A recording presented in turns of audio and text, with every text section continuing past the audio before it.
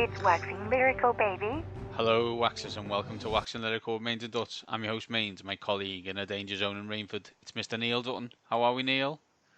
It's here. SBLVII, Neil. SBLVII, as the kids would say, is upon us.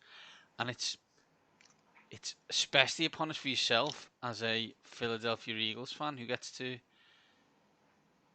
enjoy it. Question mark. No, you don't enjoy games like this, do you? When it's your own team, they're not remotely fun in any way, shape, or form. It's why really in sports world, leagues are easier than cups, because leagues you build to a crescendo, where cups is a one-off event where it either goes well or ends in absolute and utter disaster. Given that whole, on any given Sunday thing, Yeah, it's like exactly right. Yeah, I'd rather on any given period of Sundays, the best team has won it. Once you get down to the knockouts, then there's what if someone has a bad day that you'd really rather they didn't have?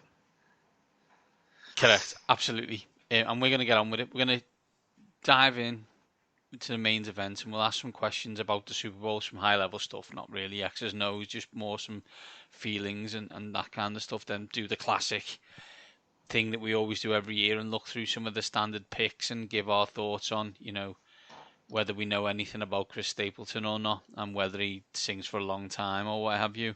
And then end the show giving our picks, giving our MVP, and also giving you who's going to win the game. So without further ado, Neil, let's get on with the main event. Time now for the main event. Neil, I'll start it pretty simply. I am in Great Yarmouth, you are in Liverpool, so we won't be watching the game together. However, how will you be watching the game this year, and do you have any Eagles focus plans related to that? Well, I'll be watching the game with our good friend, Mr. Michael Challoner, who's a fellow Eagles sufferer. Our Super Bowl tradition over the last, I can't think how many years now. Obviously, not when COVID took its pound of flesh. We go for something to eat. We then call in at a neighbouring hostelry and have maybe one alcoholic beverage. That's usually Charles for the year. I was going to say, Charles doesn't drink alcohol, so his one beverage is interesting. Yeah. Then we'll go and watch it at Charles. I'll take my Eagles jerseys with me. So I've got my Dawkins and my Reggie White one. Won't take the Wentz. I don't think anyone needs to. That can stay where it is. And yeah, we'll sit there. I'll make too much noise. Annoy probably the crap out of his pregnant, girlfriend. She'll be ecstatic when I leave. And, hopefully when I leave, it'll be on good terms. I won't have left much earlier than the final whistle slamming the door on my way out.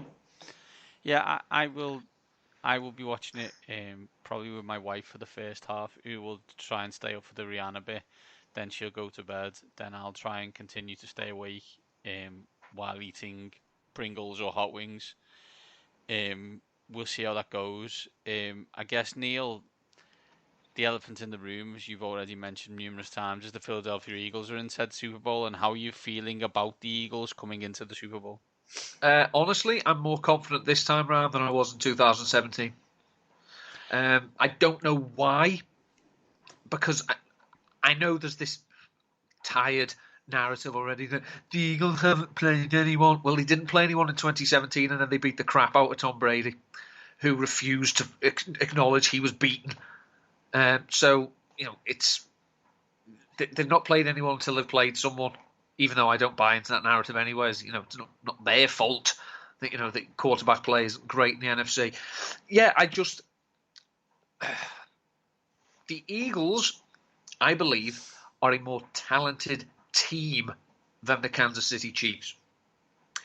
The Kansas City Chiefs, however, have the best current NFL player on the planet under centre, and also a bloody good tight end as well.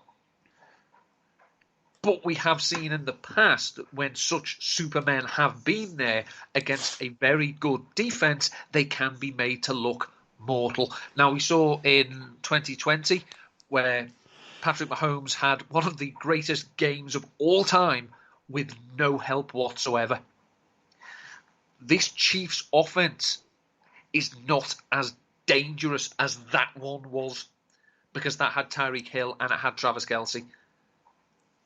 The way the Chiefs are currently built, it is a more favourable matchup for the Eagles, because if the Eagles do have a weakness on defence, is they're not as great against the run, but the Chiefs are not built to run.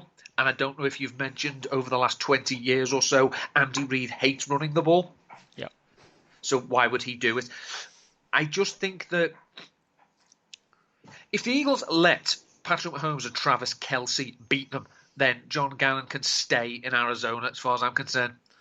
I know that, whatever happens, he can stay there. If he has come up with a plan to basically say, no, you want to beat us, you go elsewhere, and they still beat the Eagles, hat goes off. But if they let Mahomes and Kelce link up time and time again, and Mahomes doesn't have to go anywhere else, then literally I want answers on my desk by 9 a.m. the next morning.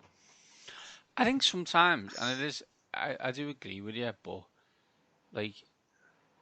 I always think about this in all sports. If it was that simple to cover the best player on the field, then people would do it more often. It's not like that people don't refuse to do it. I think you're right on the kind of roster strength. I think you could argue that the top 3 best players in the game individually are on the Kansas City Chiefs, but then from 4 to about 20 are all Philadelphia Eagles. I mean, maybe 1 and 2, and then 4. Some correlation of that. So it is that kind of, do you win it with, stars and scrubs or an elite roster? They're an elite. I don't know. It, as you said, in the kind of tired narrative sense, they're either the best constructed roster in the league or a team that has played no one. They're either one of the best defenses in the league in terms of sacks, or a team that's never played a quarterback who's any good, or if they have played someone reasonably good, have conceded 40 points. So they're a bizarre correlation of this kind of field. I think they're more to the very good than they haven't played anyone narrative, but at the end of the day, it doesn't particularly matter if you haven't played anyone. It's kind of redundant conversation if you get to the Super Bowl, right? No one's necessarily keeping score on that type of stuff. Well, I mean, I'm certainly not. It doesn't make any difference to me. I guess in the game, Neil, in terms of legacy conversations, it's a bigger quote-unquote legacy conversation for the Kansas City Chiefs than it is for the Philadelphia Eagles, because for the Kansas City Chiefs, if they win this game, Patrick Mahomes will have played in 3 Super Bowls, won 2 and lost 1. He would have been to 5 AFC title games, and he would have had multiple MVP seasons. That makes him Peyton Manning, because that's what Peyton Manning did in his whole entire career. And this is year 5 for Patrick Mahomes. Andy Reid, this will be his 4th Super Bowl. 2 and 2 looks much better than 1 and 3. I think our friend Tony was like, the funny thing is, if he loses, the narrative will be that Andy Reid finally gets Philadelphia a Super Bowl after all these years. That kind of story tells itself. I do think there's more, and when I say there's more riding on it for the Kansas City Chiefs, I just mean from a hot takey kind of storyline point of view. It's obviously just a massive game for both teams, but I do feel that although one of us in this conversation highlighted that the Philadelphia Eagles were going to be the number 1 seed in the NFC in August, not many people thought the Eagles were going to go to the Super Bowl, whereas the other team has Andy Reid and Patrick Mahomes, so they probably got more on the line. Yeah, as you say, 5 years as a starting quarterback, 5 AFC title games, 3 Super Bowls. It's quite an achievement. It's, as you say, from a legacy point of view, you could say that it's got more around it for Mahomes. I mean, the argument could be, well, they can't possibly get there again. Well, says what? They keep winning the division. They keep getting the number 1 seed. They keep getting to the championship game. The Eagles, I'm not saying are this is it. That, their window closes after Sunday. It's just that maybe there's not so much pressure on them to win because, as you say, no one really expected them to be here in August, whereas probably a lot of people, it was either Mahomes or Allen in the AFC. So, yeah, legacy is always a tough one. I mean, as you say, Reid is potentially going for his second Super Bowl in 3 years. The Eagles are going for their second in 5 years, having essentially ripped the roster apart after the last one they won, drafting another quarterback and getting there with him after, all the shenanigans with Carson Wentz. So I'm not saying the Eagles are playing with house money, but maybe the pressure isn't on them, say, from an expectation point of view. And as our friend Dave Damashek always says, the supposeds are very, very vulnerable. Because, if you're supposed to win, well, Neil, you've mentioned it, but I'll double check. Which is the story you're bored listening to so far in this Super Bowl week or 2 weeks? Well, apparently, I don't know if you noticed, but the Eagles starting centre and the Chiefs starting tight end are related. And this came as a complete shock to me. Because, these two are scrubs, that no one really cares about them. No one's ever been aware of Messrs. Travis and Jason Kelce. The total unknowns, long shot players. So they've overtaken the narrative this week. They're two of the best players at their position, maybe all time. They do a podcast. They do a podcast together. We fucking know they're brothers. They are two elite players who will be, I believe, Hall of Famers.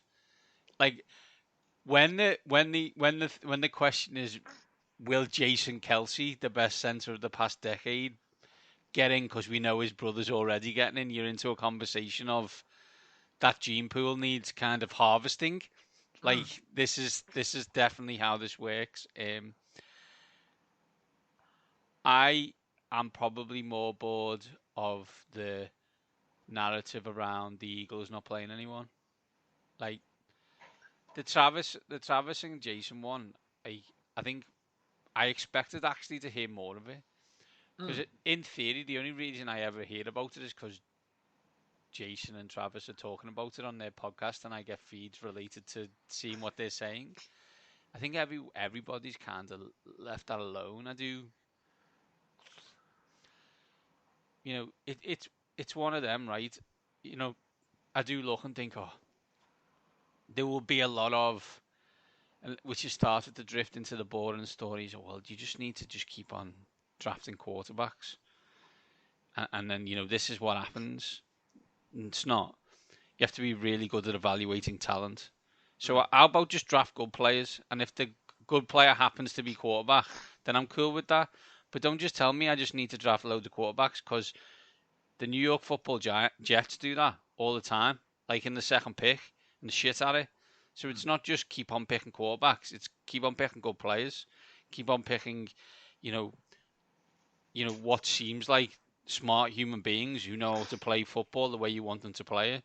Like, as I said, if it was this simple, the teams that draft first all the time would pick a quarterback every year and then make either the Super Bowl or sell their quarterbacks for 3 first-round picks. It's not that simple. So as you say, another one, obviously, storyline that I'm a little bit annoyed about is the amount of revisionist history that's kicking in regarding the selection of Jalen Hurts. Kevin Cole put an article out at the time saying it was a good pick. I probably read it at the time and went, I don't agree with this, Kevin. I see your numbers, but I'm going more of a vibes-based approach, and the vibes are wrong. This was not a good pick. It was the second not good pick of that draft after Jalen Reagor ahead of Justin Jefferson, which I don't think anyone's mentioned. So Kevin can take all the victory laps he wants because he nailed it, but the number of people who are essentially coming out and saying, well, I said, no, you didn't. You didn't. Everyone thought it was a terrible pick because the Eagles had just, extended Carson Wentz. He finally got them. It finally played a playoff game. Obviously, didn't play any who snaps in it because he got a cheap shot from Jaden Clowney. Yeah, I do remember that. I'm still not over it. But the number of people who now think, say, well, the Eagles had a plan all along. Yeah, they might have done. But if they thought he was that good, and they thought that this was going to be the situation, as you say, they'd have taken him in the first round. They didn't. The process was not something I agreed with at the time. It has bore fruit. It's got them to another Super Bowl. But the number of people who are actually, no, you didn't. Put your hand down, shut your mouth. Except Kevin Cole. He can say what he wants. There's absolutely. I quickly tried to search through our podcast history docs to see if I could find it, but I can't quite pinpoint it. But we absolutely talked about it. We absolutely said, why would you do this when you've got Carson Wentz? Which, I mean, seems like a billion years. I think Carson Wentz has been, that's a different conversation for another time, right? But it's where, so it's fine, right? And then you can be the QB factory like Jeffrey Lurie or whatever wants to call it, and that's cool. Because to the winner gets the spoils, and as you said, the narrative can change. And, that Kevin Cole tweet came back out this week. I think I sent it to you, was it early? And Ben Solak, who's probably king of the Eagles nerds, he queried it. You queried it. Fran Duffy queried it. We can, John Barshad queried it. We've got the receipts. Like, it's fine. You're allowed to be wrong. That's cool. It's worked out quite well. Story that is underplayed, Neil, that could be a major part of this game for you. I think the fact that Andy Reid is acknowledged as being one of the best offensive coaches certainly of this century, maybe of all time, is the fact that we know, and Eagles fans know, that his in-game management is not always optimal. Whereas Nick Sirianni, this year especially, has shown a knack for, being aggressive, deciding when to go for it on fourth down. Situation like that, you know what I mean? It's like situations he has looked at and said, yeah, I don't want Jake Elliott on the field right now, or Aaron Sipos / Brett Kern. Don't want them. I'd rather trust the offense here. The Chiefs have not been as bold on fourth downs this year. Now, granted, it hasn't hurt them. The 13-4, whatever it is, and have scored the exact same number of points as the Eagles. But you worry for the Chiefs and for Reid that he's going to send a kicker out at a situation in this game that he really shouldn't, or he's going to waste a timeout overthinking something. He's going to do something that Sirianni might not. Now, obviously, Reid's been to this game before, and he has got better from a game management point of view, but it's still not going to be the first thing that people mention at his Hall of Fame speech. What a great game manager he was. It's unbelievable how much better he's got at game management since he's had one of the MVP quarterbacks behind him. It's almost uncanny that he's become much better at fourth down situations when he's got Patrick Mahomes. It's like, I agree wholeheartedly that Nick Sirianni has done a fantastic job in those short down situations. It's not effing difficult to run quarterback sneak behind Jason Kelsey with Jalen Hurts. Like, this stuff shouldn't be complicated. I don't need a degree in astrophysics to work out that I'm defo going to get a yard with them too. Like that, like, it's fine to say that. Andy was infinitely worse at this 20 years ago. But then again, so was everybody else, with the possible exception of Bill Belichick. They're all much better at this now. Are they perfect? No. Should they all still have a 15-year-old who's at pro level at Madden helping them out? Absolutely. Like, that goes without saying. But they're all better. And it should come as no surprise. The story that's underplayed for me is a Kansas City Chiefs story. And it's Steve Spagnuolo. This guy pitches many a shutout in a playoff in a playoff situation. And Jalen Hurts has been wonderful this year and is probably top 3 in the MVP votes, but he's not been here before. And people say, oh, well, he did go to the college final game, yeah, and he was benched for Tua Tagovailoa because he wasn't playing very well. Completely different situations.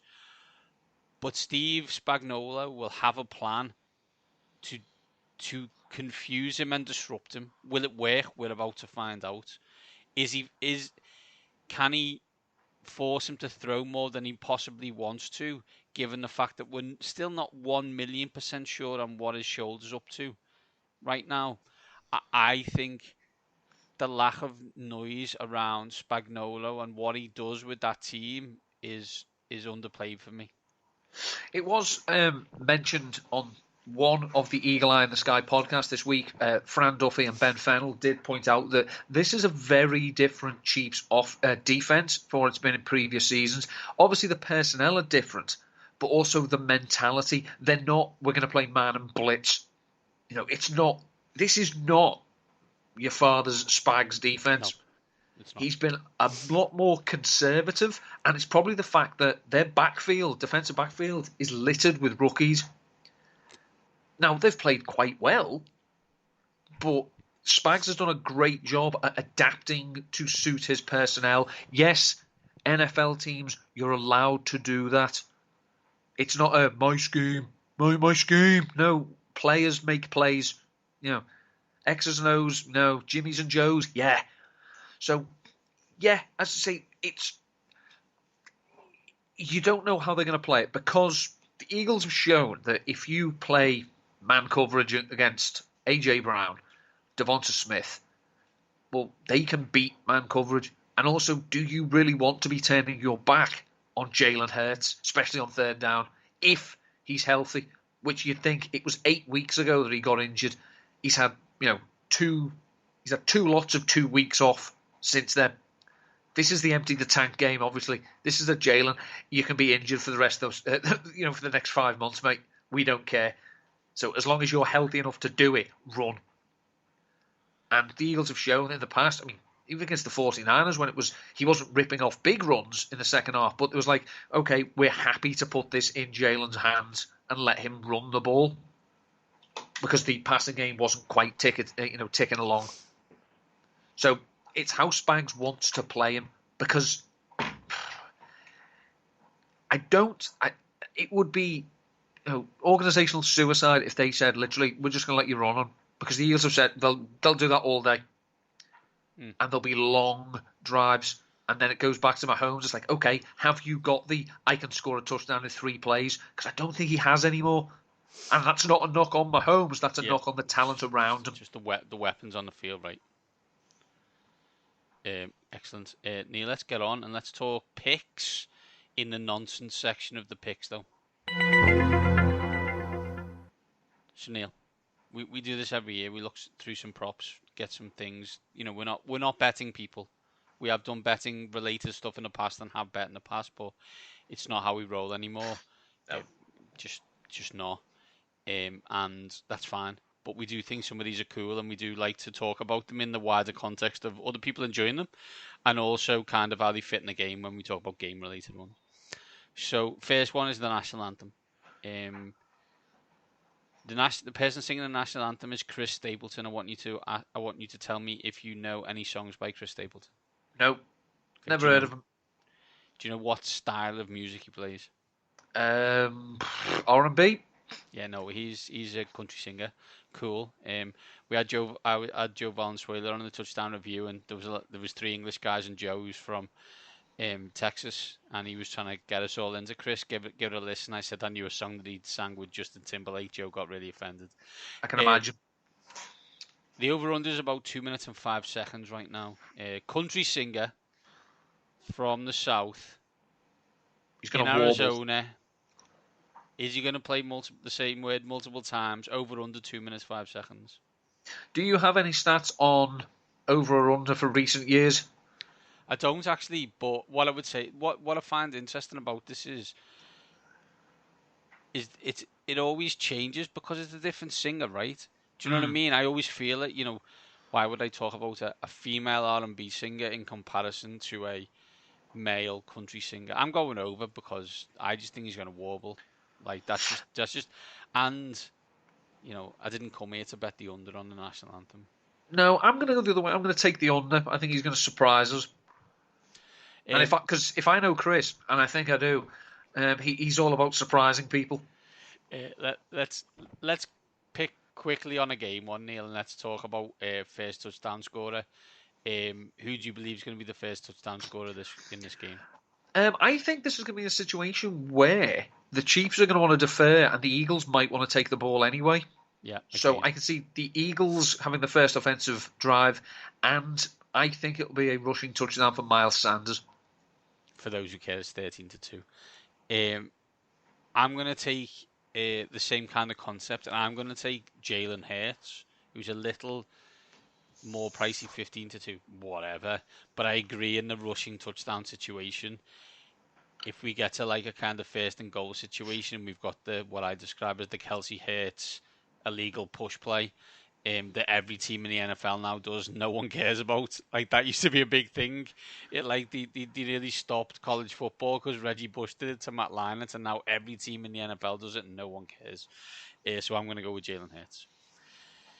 Neil, halftime show, the Apple Music halftime show, I believe this year.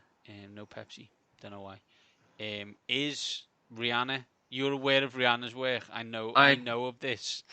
I'm familiar with her work, we've yes. Been drunk and danced to many of her songs in the past. Many. While tunelessly tunelessly reciting them as well. What song is she going to come out to first, Neil? Ooh. Here's where we go into the back catalogue. I would imagine one of the favourites would be Umbrella, but I don't think so because it's a dome. Wouldn't quite be appropriate. As someone who lived through the year where it rained for 6 consecutive weeks over the summer, while that was number one, everyone should be praying that that's not sang first, because start raining inside the dome would be cool.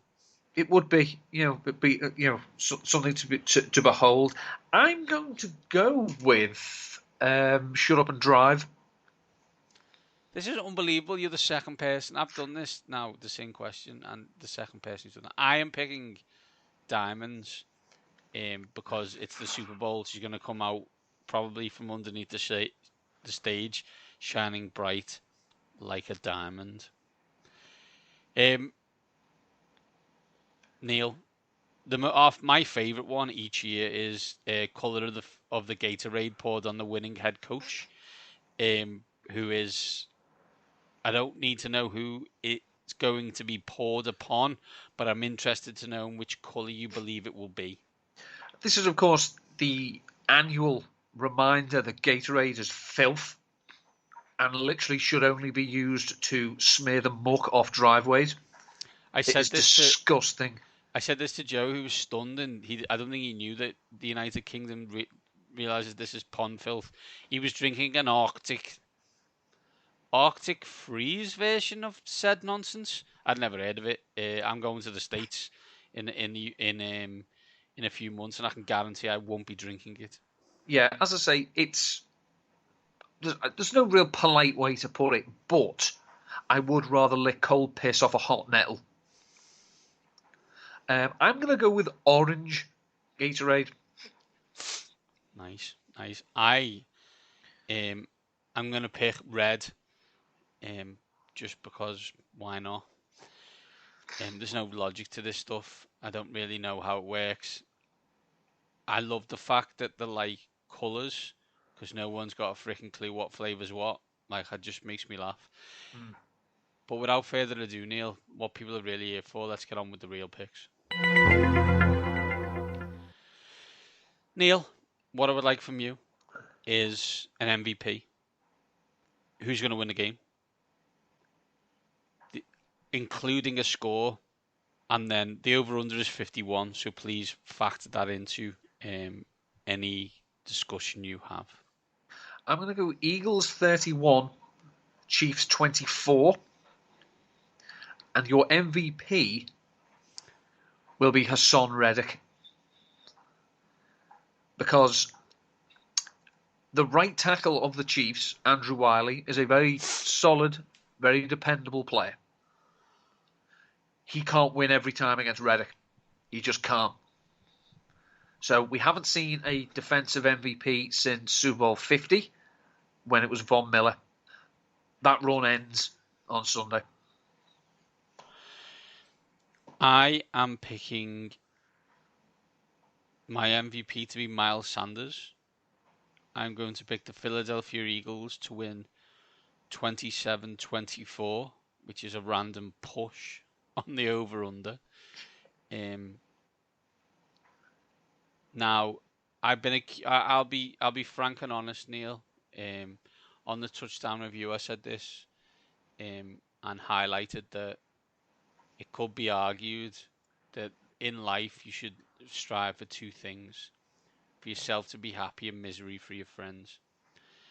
And that every pick you make should either benefit you or be a reverse jinx.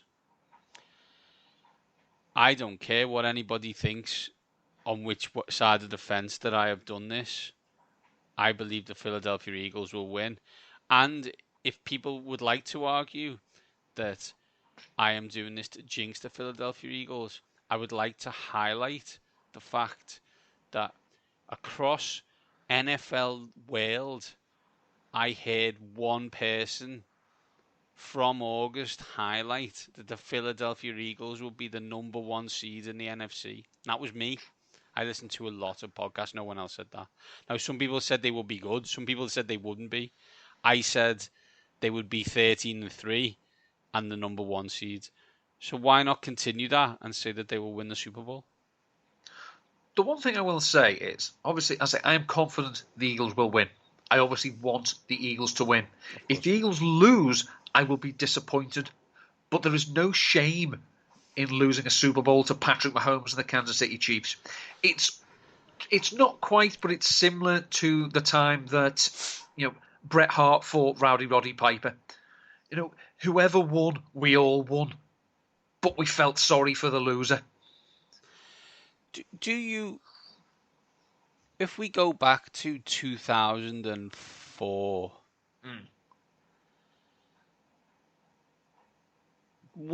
I can't remember, what was the thought then? Because obviously you were playing, at the time, one of the best quarterbacks, now the greatest quarterback of all time. Was there a feeling similar that it was house money then? Because I can't really remember. No, basically the Eagles were the cream of the NFC. Yeah, and had been for multiple years for those who aren't aware. This was their fourth straight title game, and the first time they made the Super Bowl. But I didn't want to play the Patriots. Yeah, of course.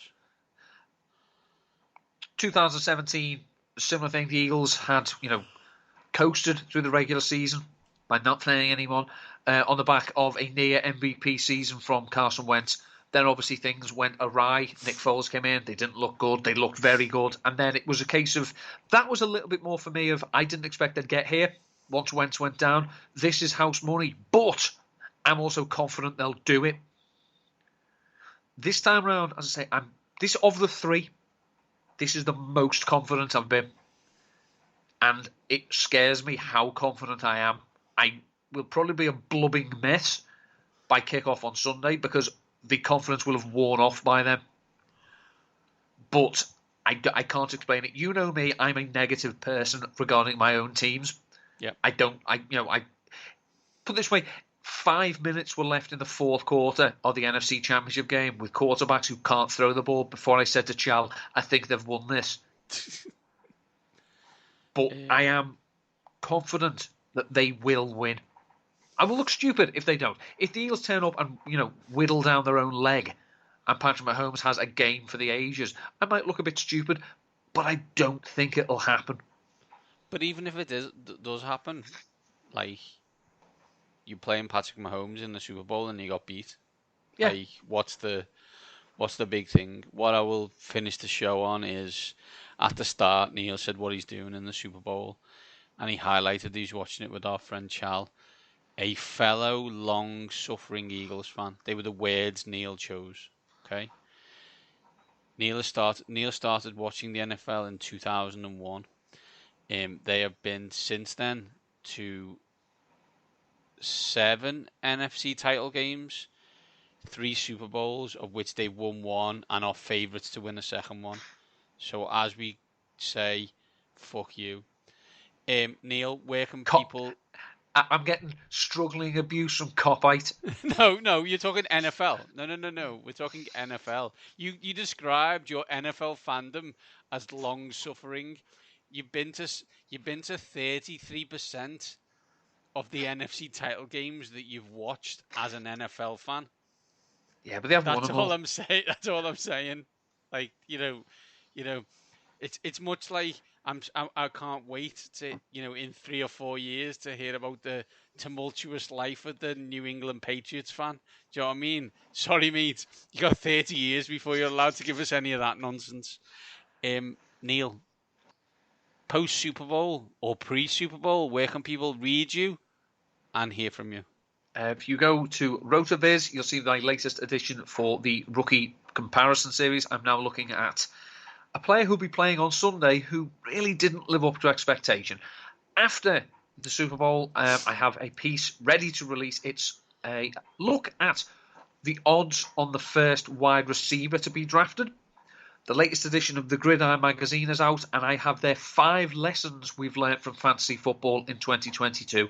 Also, I'd just like to say as well that the other day, it was 2 years since we lost our friend Chris Wessling, and today, the 9th, it's 2 years since we lost Therese Paler as well. Obviously, it's very sad because, A, they were great people. We enjoyed speaking to them. We enjoyed reading and listening to them. But it's also sad because at the time of year we lost them, it's a celebration of the sport that they gave so much of their time bringing to other people. So we remember them. We will not ever forget them. Fantastic stuff, Neil. I am at Mainz7 combined. We are at waxing_lyrical.